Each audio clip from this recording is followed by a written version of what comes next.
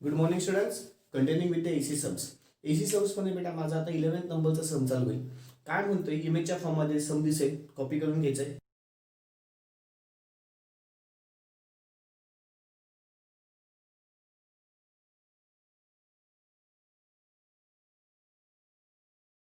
इमेजच्या form मध्ये सम दिसेल, copy करून घ्यायचं. काय म्हणतोय बेटा, from the following test result determine the voltage regulation. काय काढायचं बेटा, व्होल्टेज रेग्युलेशनची किंमत काढायची. कधी काढायची आहे? Of 2000 volt. व्होल्टेजची किंमत किती बेटा? 2000 वोल्ट. आता महत्वाचं सिंगल फेज म्हणतोय, तो स्टार पण नाहीये, डेल्टा पण नाहीये, म्हणजे VL इज इक्वल टूच माझा काय असेल, VPH विच इज इक्वल टूच V असेल. अतिशय महत्वाचा फंडा. VL इज इक्वल टूच VPH इज इक्वल टूच VL. का बेटा? लाईन व्होल्टेज फेज व्होल्टेजचा फंडाच होणार नाही, का स्टार नाहीये, डेल्टा पण नाहीये, त्याच्यामुळे VL आणि VPH एकच असेल. ती डायरेक्ट मला किंमत किती भेटेल बेटा? 2000 वोल्ट. ती डायरेक्टली किंमत किती भेटली? 2000 वोल्ट. ठीक आहे. Alternator during a current of current. आता करंट पण बेटा IL is equal to IPH होईल, सिंगल फेज असल्यामुळे, आणि which is equal to I, which is equal to काय म्हणतील त्याला, 100 अँपिअर. सगळं इक्वल असेल. असं का घडतंय बेटा? Single phase. सगळ्यात महत्वाचा सिंगल फेज. सिंगल फेज असल्यामुळे VL VPH एकच असतो, IL IPH एकच असतो. VL VPH एकच असतो, IL IPH एकच असतो, म्हणजेच तो VL VPH म्हणजेच माझा V असतो, IL IPH म्हणजेच माझा I असतो. लक्षात ठेवा. पुढे ऍट युनिटी पॉवर फॅक्टर आणि 0.8 पॉवर फॅक्टर दोन केसेस आहेत. पहिल्या केस कोणासाठी बेटा? युनिटी पॉवर फॅक्टर साठी काढायचं आहे, आणि सेकंड केस कोणासाठी आहे? 0.8 लीडिंग पॉवर फॅक्टर ना, म्हणजे लीड मध्ये पॉवर फॅक्टर आहे. Okay fine. पुढे test result. Full load current IFL दिलेला आहे, विच इज इक्वल टू किती बेटा? 100 ampere is produced at short circuit current. पहा पुन्हा आता तो शॉर्ट सर्किट करंट पण आहे, तोच इक्वल कोणासोबत आहे बेटा? शॉर्ट सर्किट करंट सोबत आहे. तोच इक्वल कोणासोबत आहे? Short circuit current. Has a field excitation of. Field excitation मला काही लागत नसतं, पण आपण लिहून घेतो फक्त. ठीक आहे. बरं. And EMF of 500 volt is produced. And EMF of 500 volt is produced on open circuit. Open सर्किटचं व्होल्टेज पण दिलेलं आहे. ओपन सर्किट व्होल्टेज, आता ते लाईन व्होल्टेज असू द्या, चाहे ते फेज व्होल्टेज असू द्या, दोघांची किमती कशा येतील बेटा? सेमच येतील. का सेम येतील? तर सिंगल फेज आहे. का सेम येतील? तर ते आहे सिंगल फेज. तर ते काय बेटा? Single phase. Armature resistance. Armature रेजिस्टन्सची पण किंमत मला दिलेली आहे. आर्मेचर रेजिस्टन्स किती म्हणतो बेटा? तो 0.8 ओहम. 0.8 ओहम. ओके. आता इथून पुढे पुन्हा एकदा स्टेप 1. स्टेप 1 काय बेटा? कुठलं गणित आहे? Single phase. कुठलं गणित आहे बेटा? Single phase. स्टारचं पण नाहीये, डेल्टाचं पण नाहीये. कुठलं गणित आहे? Single phase. सिंगल फेज असल्याच्या नंतर इथे सेकंड स्टेप मध्ये आपण व्होल्टेज काढत असतो. व्होल्टेज मला काढायची पण गरज नाहीये, जे दिलेलं आहे तेच माझं व्होल्टेज असेल. ठीक आहे. 2000 वोल्ट. थर्ड स्टेप मध्ये आपण करंट काढतो. करंट काढायची पण गरज नाहीये, जे आहे तेच डायरेक्ट माझं करंटची किंमत असेल, 100 अँपिअर. चौथ्या स्टेप मध्ये आपण काय करतो बेटा? ZS is equal to UCPH upon ISCPH. UCPH आहे, ISC पण आहे, जो ISC येतोच माझा ISCPH असेल. येस. मग चौथी स्टेप माझी काय? ZS इज इक्वल टू किती असतो बेटा? UCPH अपॉन खाली ISCPH. UCPH अपॉन खाली ISCPH. UCPH ची किंमत 500, त्याला डिवायडेड बाय ISCPH. ISCPH म्हणजे ही आली 100. किती आली बेटा? ZS ची किंमत किती आली? 5 ओहम. ZS ची किंमत किती आली बेटा? 5 ओहम. पाचव्या स्टेप मध्ये एक्सेस फाइंड करतो. XS is equal to under root of किती बेटा? ZS चा स्क्वेअर मायनस RA चा square, which is equal to पुन्हा अंडर रूट ऑफ ZS ची किंमत 5, ब्रॅकेटच्या आतमध्ये 5चा स्क्वेअर मायनस RA ची किंमत दिलेली मला त्याने 0.8 त्याचा स्क्वेअर. चलो एक्सेस ची किंमत भेटेल. कॅल्क्युलेशन करा. अंडर रूट टाका ब्रॅकेटच्या आतमध्ये, अंडर रूट टाकून ब्रॅकेटच्या आतमध्ये 5चा स्क्वेअर मायनस 0.8 त्याचा स्क्वेअर, ब्रॅकेट कंप्लीट. किती आलं बेटा? 4.93. काय लिहिते? ओहम. ही कोणाची किंमत आली बेटा? एक्सेस पण भेटला, ZS भेटला, एक्सेस भेटला. पुढे काय कॅल्क्युलेट करायचं असतं बेटा आपल्याला? आता 6 स्टेप आता केसेस साठी डिवाइड होते. पहिले केस 1. पहिल्यांदा कुठली बेटा? केस 1. केस 1 कुठली बेटा? Unity power factor. Unity power factor याचं मिनिंग काय असेल बेटा? कॉस ऑफ फाय ची किंमत किती असते? 1. कॉस ऑफ फाय ची किंमत phi is equal to cos inverse of 1. Phi ची किंमत भेटेल कॉस इनवर्स ऑफ 1. कॅल्सी मध्ये सोडा बरं. कॉस इनवर्स ऑफ 1 किती आलं बेटा? 0 डिग्री.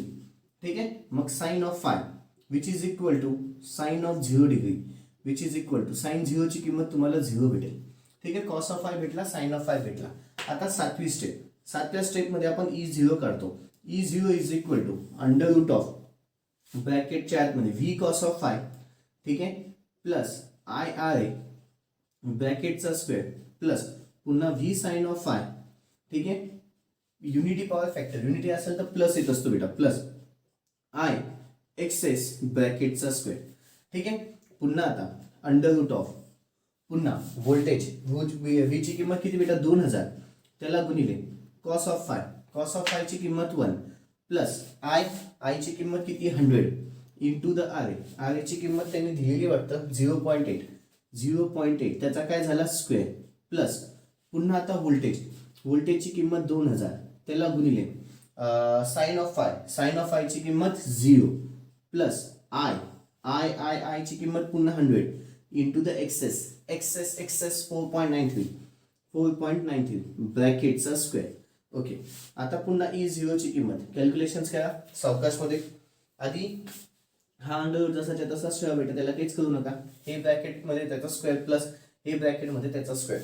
ब्रॅकेटच्या आतमध्ये 2000 त्याला गुणिले 1 प्लस 100 इंटू 0.8 त्याचा स्क्वेअर प्लस पुन्हा ब्रॅकेटच्या आतमध्ये 2000 त्याला गुणिले 0 plus 100 into the 4.93 bracket complete त्याचा स्क्वेअर. ठीक आहे. मोठा आन्सर केला यांची दाबलं 4.56 9 इंटू 10⁶ चलो E0 ची किंमत कॅल्क्युलेशन्स करा. अंडर रूट टाकलं ब्रॅकेटच्या आतमध्ये 4.569 इंटू 10⁶ ब्रॅकेट कम्प्लीट किती आलं 2137.52 काय आली बेटा व्होल्ट.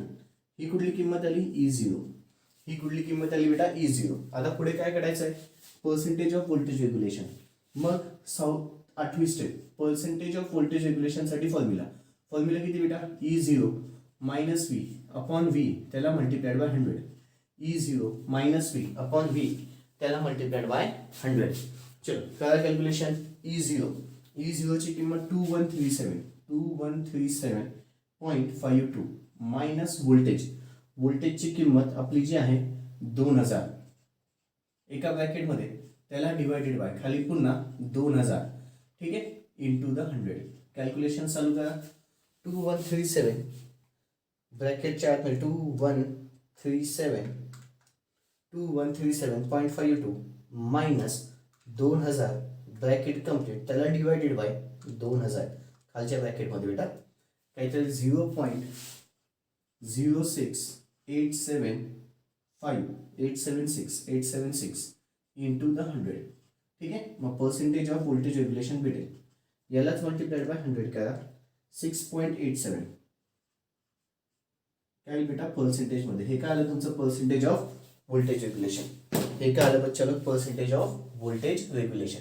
आत्ताशी माझी पहिल्या केससाठी झाले बेटा, आत्ताशी हे पहिल्या केससाठी झालेलं आहे. व्हिडिओ पॉज करून सगळं लिहून घ्यायचं आहे. केस 2 पण सोडवायची आपल्याला. व्हिडिओ पॉज करून सगळ्याच्या सगळं लिहून घ्यायचं आहे. केस 2 पण सोडवायची आहे. ठीक आहे. व्हिडिओ पॉज करून सगळ्याच्या सगळं लिहून घ्या शांततेमध्ये. ओके. अपेक्षा ठेवतो झालं असेल केस 1. आता माझी केस 2 चालू होईल बेटा. केस 2 काय म्हणते ते बघा. केस 2 काय म्हणते 0.8 लीड पॉवर फॅक्टर. 0.8 काय बेटा लीडिंग पॉवर फॅक्टर. मग इथून माझं आता केस 2 साठी इथून सगळं गणित पुन्हा माझं चेंज होईल.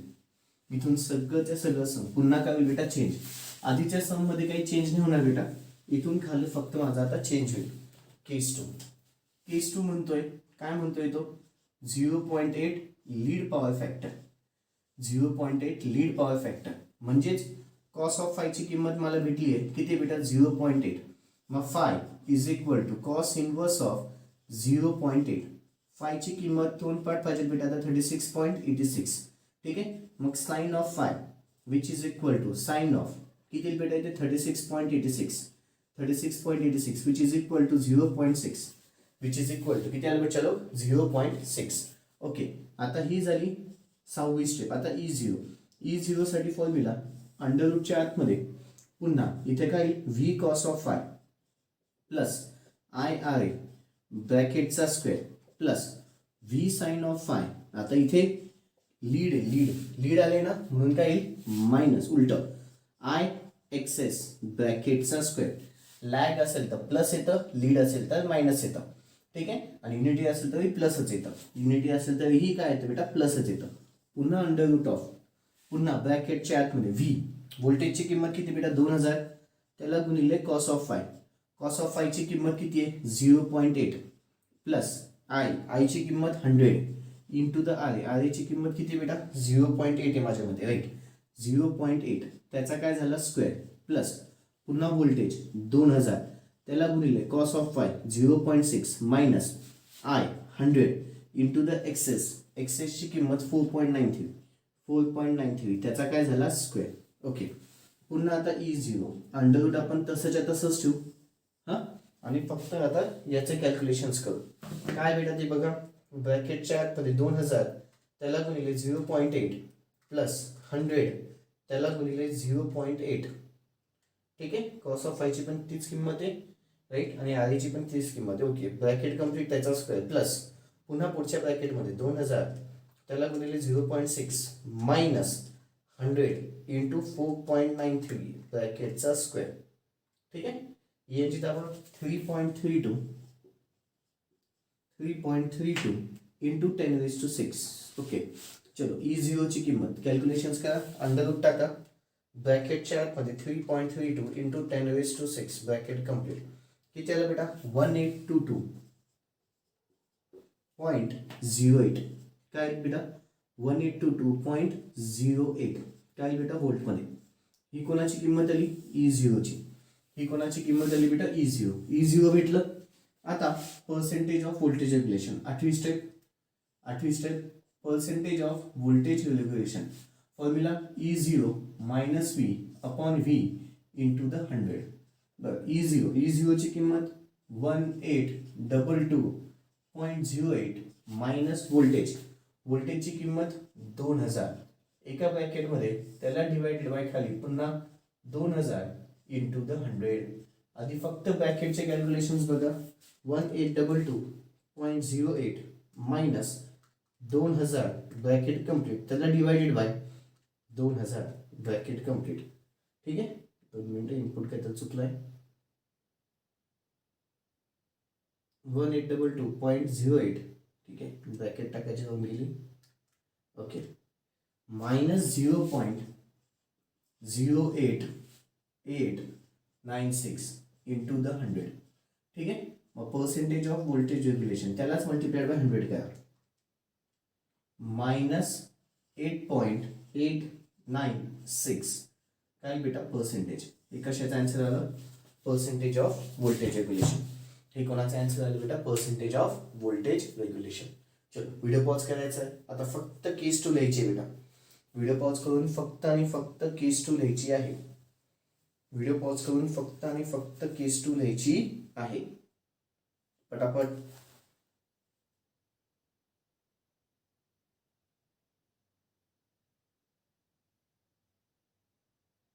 ओके. अपेक्षा ठेवतो झालं असेल, अपेक्षा ठेवतो बेटा झालं असेल. आता माझं शेवटचं सम 12th सम. ठीक आहे. ह्या चॅप्टर मधलं शेवटचं सम समजा. खूप गणित घेतले बेटा आणि खूप मोठे मोठे सम्स आहेत आपले. ठीक आहे. आता ह्या चॅप्टरचं माझं शेवटचं सम चालू होईल बेटा. ठीक आहे. इमेजच्या फॉर्म मध्ये सम दिसून येईल, कॉपी करून घ्यायचंय. इमेजच्या फॉर्म मध्ये सम दिसून येईल.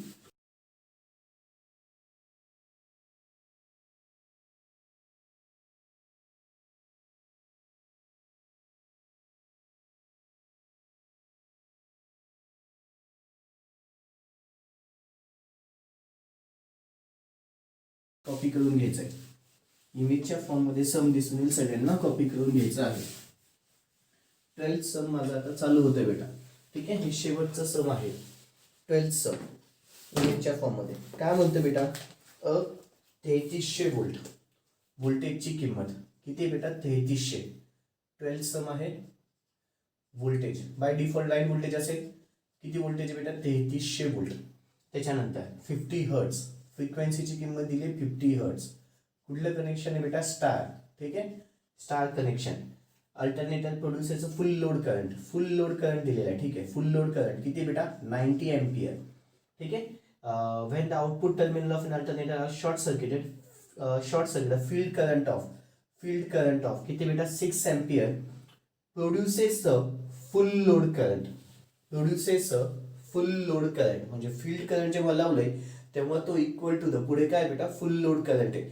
आता फुल लोड करंट हा त्याच्या इक्वल आहे. प्लीज त्याला अंडरलाईन करा. इथे पण तुम्हाला तिथे मी अंडरलाईन केले. प्रोड्युसेस फुल लोड करंट त्याला अंडरलाईन दिसत असेल बेटा.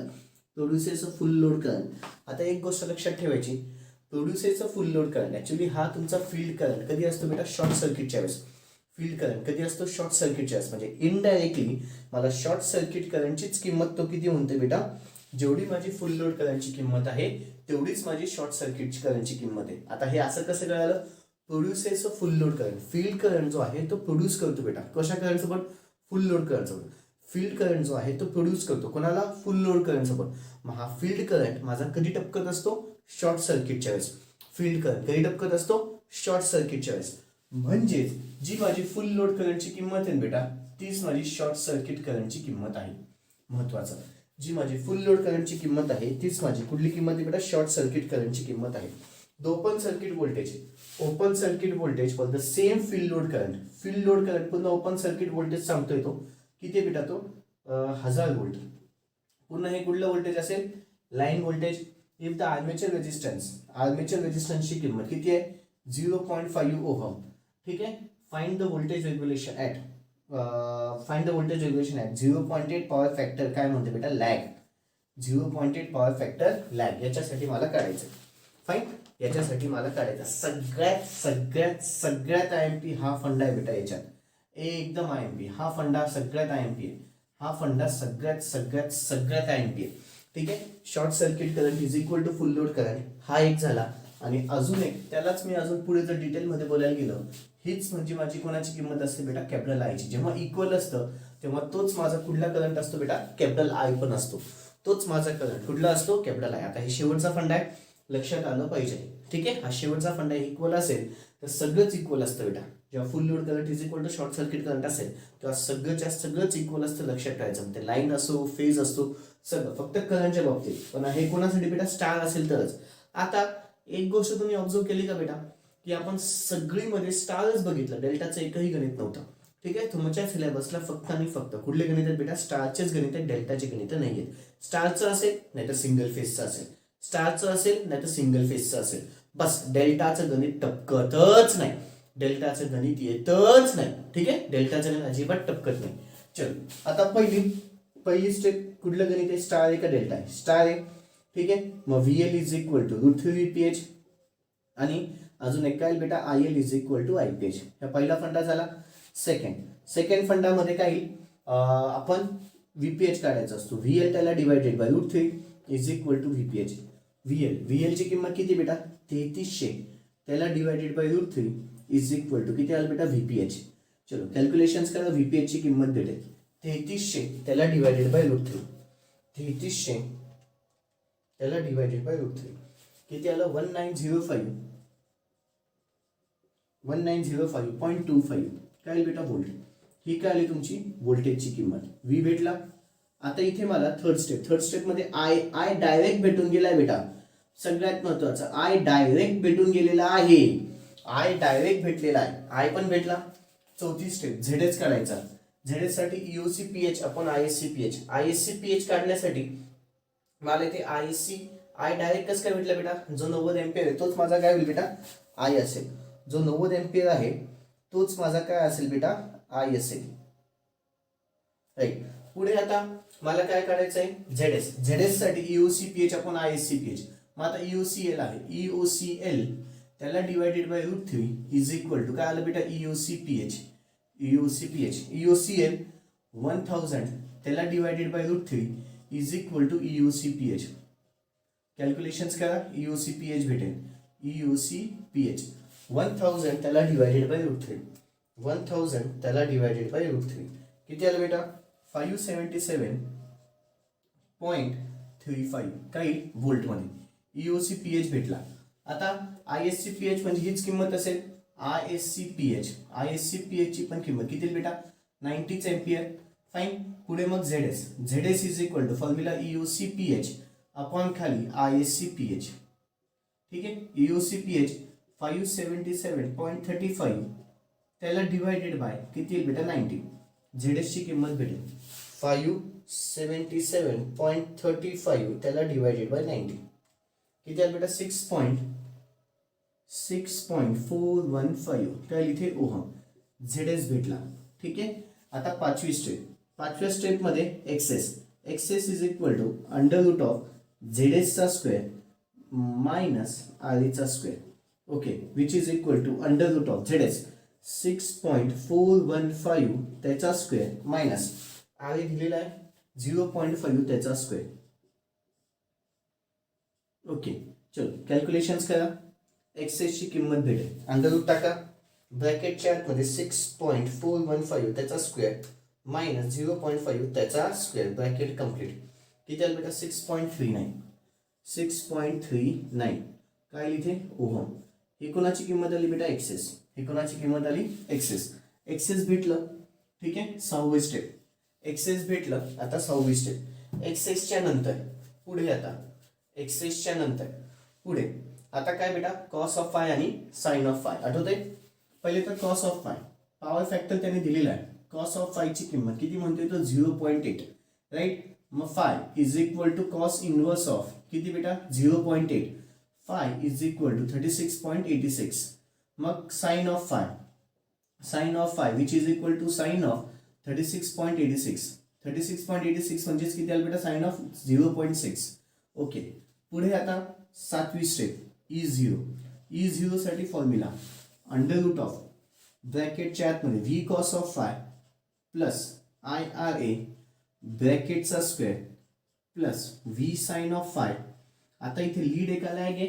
लॅग आहे म्हटलं इथे प्लस आय एक्सेस ब्रॅकेटचा square which is equal to पुन्हा अंडर रूट ऑफ व्ही व्होल्टेजची किंमत किती बेटा 1905.25 into the cos of phi 0.8 plus I. I ची किंमत 90 इंटू द आय 0.5 त्याचा काय झाला स्क्वेअर प्लस पुन्हा इथे व्ही व्होल्टेजची किंमत 1905.25 into the sine of phi. Sine of phi 0.6 plus I 90 into the Xs Xs 6.39 त्याचा काय झाला स्क्वेअर. ओके. E0 ची किंमत अंडर रूट टाका. अंडर रूट टाकून सगळं कॅल्क्युलेशन्स करा बेटा.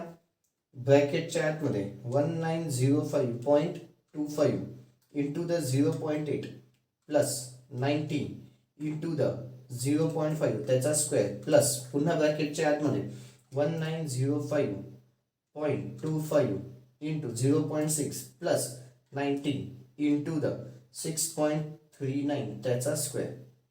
ठीक आहे. काय तर मोठं आन्सर येईल आपलं 5.414 इंटू 10⁶.